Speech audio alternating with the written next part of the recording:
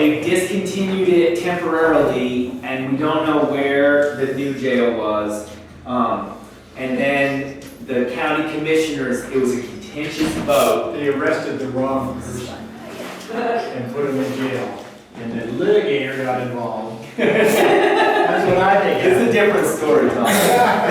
They renovated the building, and so basically everything that like was here when we got it is from the 39 renovation, not from the 1905. And I find it fascinating because the original jail had like wooden floors. Oh. And so basically all the interior concrete was done as a renovation. And so all the metal, all the interior, like, it's really fascinating. Like, we tore a bunch of walls down. These are all masonry walls, but they're completely non-load bearing. They're all infill. Oh, wow. You think that they're doing something, but basically they built a whole floor structure. It's steel encased in concrete, Yeah. and there is one interior load-bearing wall that runs this way through the middle of the And that's building. where the roof changes. That's where the roof changes. Good eye.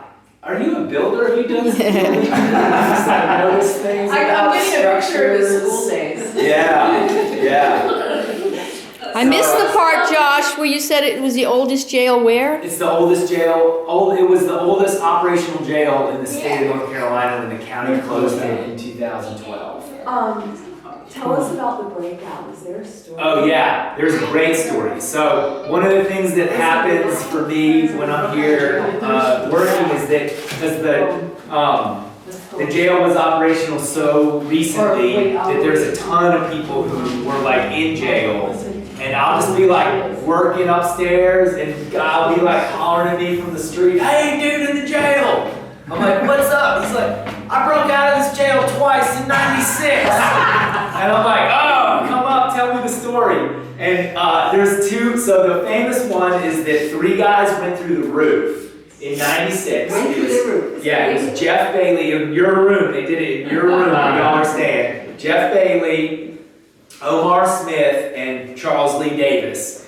And they had a whole plan. It involved hacksaws. They would take the bed. It was pretty low security. It's But what low they would do- security, Actually, yeah.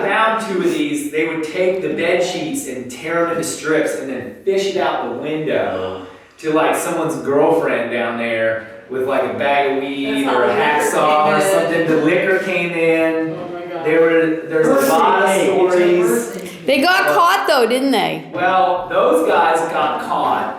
Jeff Davis went to his house and then they just went and got it. Go and got. But I Omar, hope he had Canuccio Bliss before they got him. we didn't get into that, but let's just say that happened.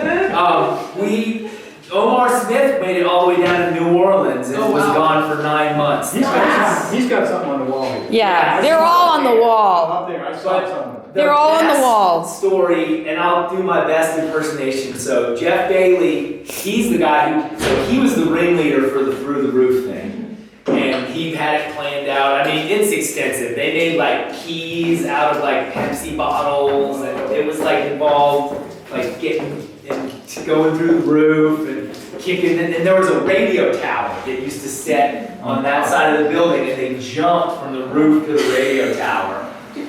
But then the other time in '96 that Jeff broke out, Same guy. same guy, yeah. They had a big night in jail, and he was feeling it. And he was like, "I'm just gonna make a run for it in the morning." Oh, dude. And so Geraldine Brown was the dispatcher, and she would get off work at 5 in the morning, but she would like make breakfast and like open up the jail and like get things going, and it was super chill for the most part. But Jeff was like, he was ready to go, and so he told me this whole story. He said, "I waited for Geraldine, and she opened the door, and I ran, and she grabbed a hold of me, and she was screaming, 'Gerald Wright, Gerald